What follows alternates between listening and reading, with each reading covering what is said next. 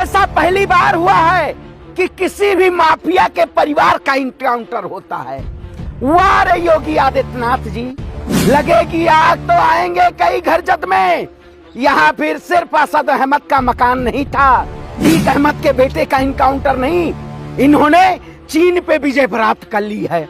आज तो मुझे खबरों में ऐसा दिखाई दिया, आज आरिफ नाम है तो जश्न मना रहे हैं, कल अजय नाम होगा तब क्या करेंगे। उन्होंने किसानों के ऊपर थान चढ़ाने का काम किया, उनका भी इनकाउंटर कीजिए। बीजेपी क्या नासिर जुनैद के हत्यारों का इनकाउंटर नहीं करेगी?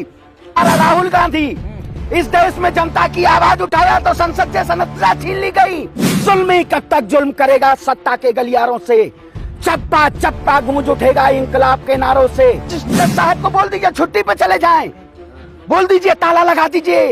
अखिलेश यादव कह रहे हैं कि बीजेपी चुनाव को देखते हुए एनकाउंटर कर रहे हैं। देखिए बिल्कुल सही बात है। जिस तरीके से भारतीय जनता पार्टी में आजाद भारत के इतिहास में ऐसा पहली बार हुआ है कि किसी भी माफिया के परिवार का इनकाउंटर होता है। वाह रे योगी आदित्यनाथ जी, मैं कहता हूं कि आज लोगों को एक साथ होने की जरूरत है। इससे पूर्व में जिस तरीके से गाड़ी पलटाई गई थी, आज मोटरसाइकिल पलटा गई है। ऐसा क्या वाकई में इस देश में संविधान को जिन्होंने ताक पे रखने का काम किया है, जिन्होंने ठोको नीति पे काम करने का काम किया है, क्या ये सरकार इस देश में खुद ही जस्टिस बन चुकी है? खुद ही देश की जनता को बरगलाने का काम कर रही है, खुद ही इनकाउंटर कर रही है। यह सब सरकार के सय में किया जा रहा है। यह झूठा, पूरी तरीके से झूठा इनकाउंटर है।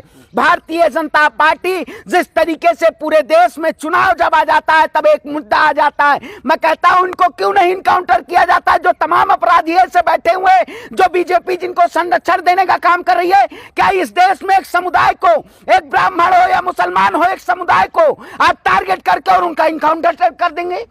क्या वाकई में यही कहता है? राहत इंगदौरी जी का एक शेर याद आता है, लगेगी आग तो आएंगे कई घर जद में।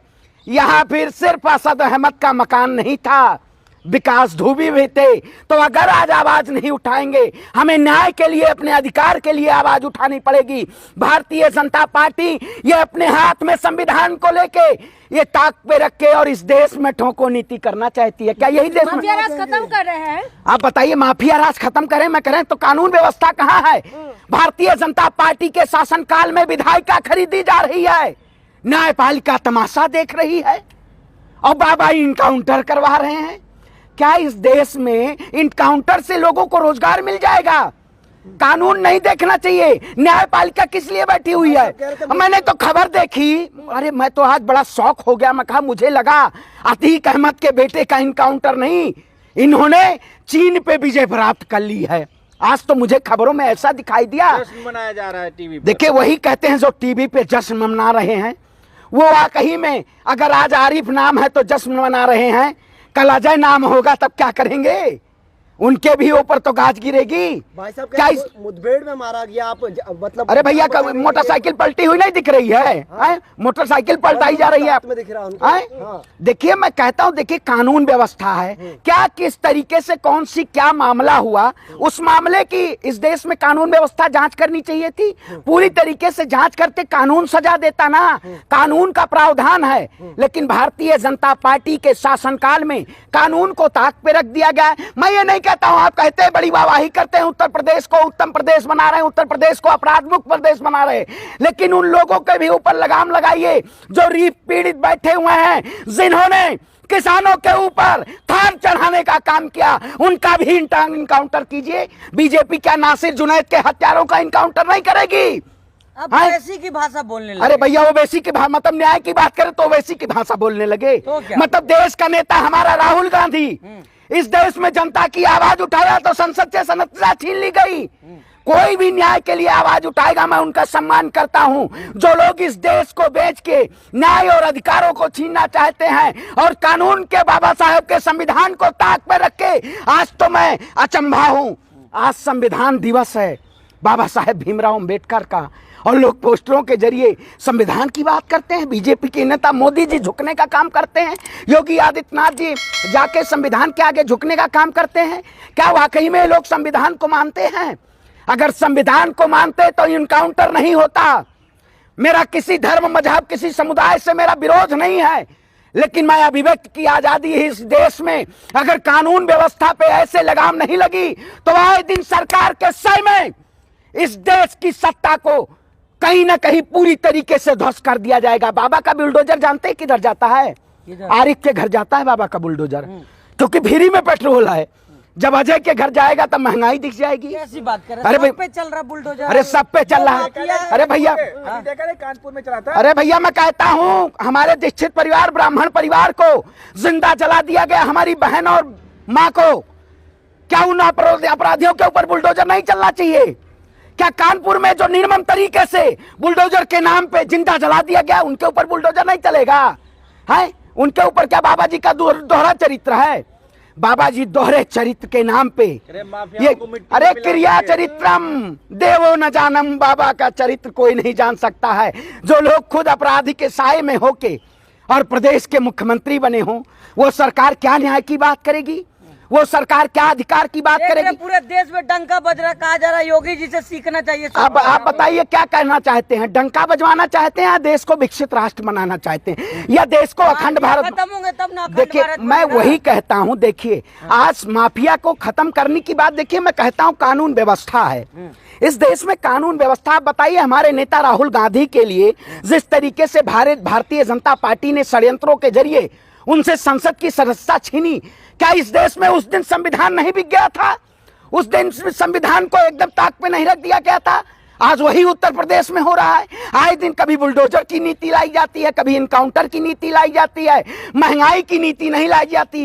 ये लोग महंगाई बेरोजगारी पे नहीं बात करना चाहते हैं, ये जनता को डरा के सत्ता पे आना चाहते हैं। लेकिन हम डरेंगे नहीं, हम झुकेंगे नहीं।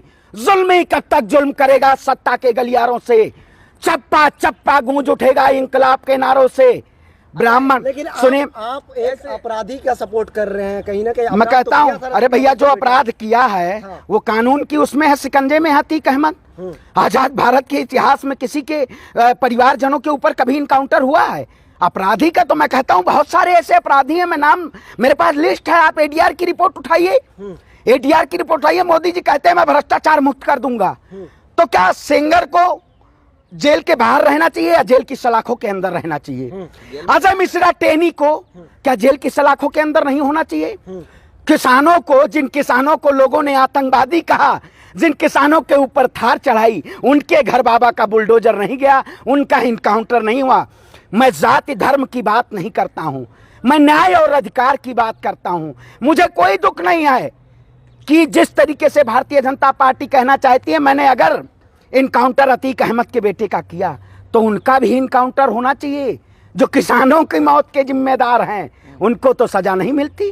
हमारा सवाल ये है कि न्याय की बात हो तो आप चौतरफा न्याय करिए, किसी धर्म और जात को देख के न्याय की बात मत करिए। तो क्या मुसलमान होने के वजह से असद? बिल्कुल मैं वही कहता हूं। देखिए जिस तरीके से आपने देखा होगा, बहुत सारे लोग, जब विकास दुबे का इनकाउंटर हुआ था तब बहुत लोगों ने जश्न मनाया था, उस वक्त कोई नहीं बोला था। लेकिन मैं उस वक्त भी बोला था, आज भी बोल रहा हूं और डंके की चोट के बोल रहा हूं।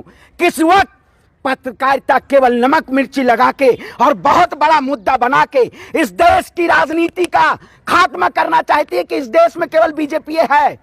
मैं कह देना चाहता हूं, मैं भी ब्राह्मण परिवार से आता हूं। ब्राह्मण भूखा तो सुदामा, ब्राह्मण ज्ञानी तो चाणक्य, और ब्राह्मण रूठा तो परशुराम। न्याय के लिए, अगर अपने भाइयों के लिए, अपने देश की रक्षा के लिए अगर मुझे प्राणों की अपनी आहुति देने पड़े तो श्रवण पांडे न्याय के लिए हमेशा खड़ा रहेगा। श्रवण पांडे कभी नहीं झुकेगा, जेल की सलाखों के से नहीं झुकेगा। हम लड़ेंगे और न्याय और अधिकार की बात करेंगे। उन लोगों ने गोली चलाई थी, उसके बाद ही इधर से अब फायरिंग किया गया। देखिए मैं वही कहता हूं आपसे, क्या हुआ उसकी जांच कानूनी प्रक्रिया है ना। इस देश में आर्टिकल्स हैं, इस देश में सेक्शन अंडर सेक्शन है, सारे सेक्शनों को जांच करके उनके ऊपर क्या शिकंजा क्या किया जाए, उनके ऊपर तब कार्रवाई की जाए ना। बस आए बाबा जी अच्छा क्या हुआ, ये क्या नाम है, ठोक दिए, मतलब ठोक दो। तारीफ कर रहे योगी जी। अरे भैया मैं तो कहते हैं अधिकारियों की तारीफ कर रहे हैं। अरे देखिए अब वही दिखाना चाह रहे हो आप भी। अतीक अहमद क्या कर रहे हैं? अतीक अहमद का गेट खुला है, खबर ही चाहिए। लोगों को इंटरेस्टिंग खबर चाहिए कि इस देश में मुसलमान टाइट है। मैं कहता हूं इस देश में भारतीय जनता पार्टी अगर अकबर और बाबर का नाम न ले, अतीक अहमद का नाम न ले, तो सत्ता से बाहर हो जाएगी। ये लोग अभी तो अतीक अहमद हुआ है, अगला नंबर जो है मुख्तार अंसारी का है। अरे मैं भाई के मतलब पूरे सारे जज साहब को बोल दीजिए छुट्टी पे चले जाएं, बोल दीजिए ताला लगा दीजिए। इस देश में अगर ताला लगाना है कानून व्यवस्था पे तो लगा दीजिए। अगर आप ही न्याय कर रहे हैं तो आप ही कोर्ट बन जाइए, आप ही जज बन जाइए, आप ही पत्रकार बन जाइए। सारे मीडिया में क्या चल रहा था, 1 महीने से चल रहा अरे था।